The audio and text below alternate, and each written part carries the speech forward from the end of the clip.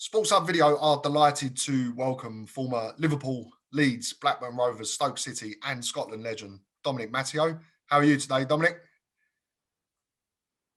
I'm great, thanks. Yeah, thanks for having me on. It's a great opportunity for me to speak and talk to you a little bit about myself and what my journey's been like. Fantastic. Well, we look forward to it for sure. We're going to go back to the start, if I may, and scouts within the game of football are very rarely given the credit that they deserve. But I understand, if correct, the scout that found you was a little bit more legendary than some others, none other than Sir Kenny Dalglish. You got to talk us through that one, mate.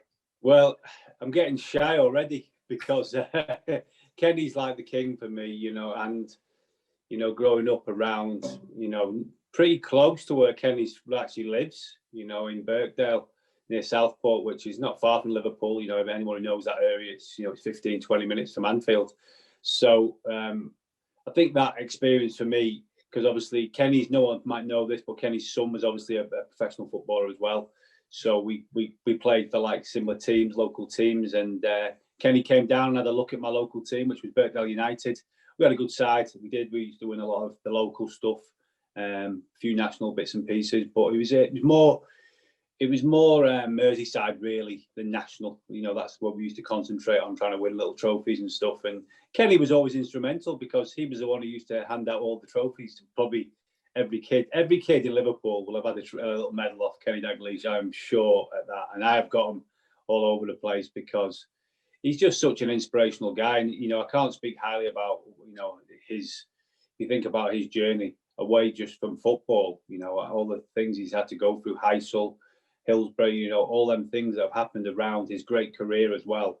He's just an ambassador for the world, I think, not just for Liverpool and for football fans in general. He's just an out-and-out legend. And like you say, having to get the opportunity as a young boy to him to come and watch me play a few times was inspirational, I think, in the early part of my life.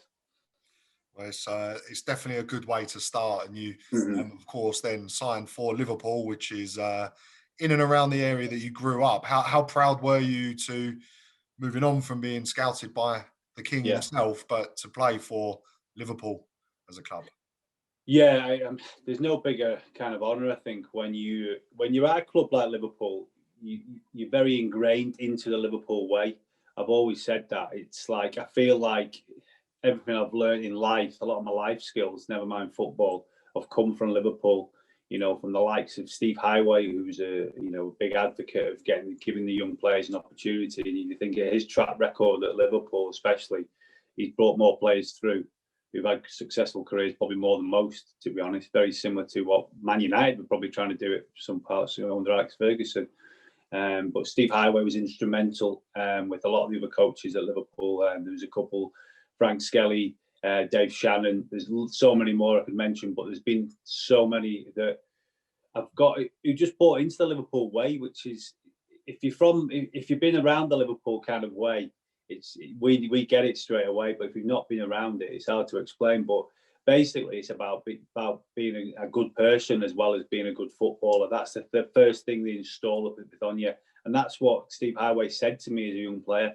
I'm going to improve you as a footballer, but the biggest skill would to improve you as a person as well. And I've taken that with me absolutely everywhere. Again, I always get goosebumps talking about stuff like this because it's so true and it's so real to me. Because without them kind of influences, who knows where any of us might have went in our lives, because they did have a big influence, speaking to players that maybe didn't make it at the highest level, like myself. Luckily I got the opportunity. But these lads have been ingrained in that as well from an early age, and it's I'm in touch with quite a few still people. Obviously, after I got ill a year ago, the messages still come in from all different areas from some of them lads that I played with. We're going back 30 years ago, and it's great that you can still have them conversations with people, and people still thinking about you and talking about you. But in the main, our one common denominator with all that is football, and especially at Liverpool at that point, because there was nothing else in my mind. It was just playing for Liverpool and wanting to do the best I could for them.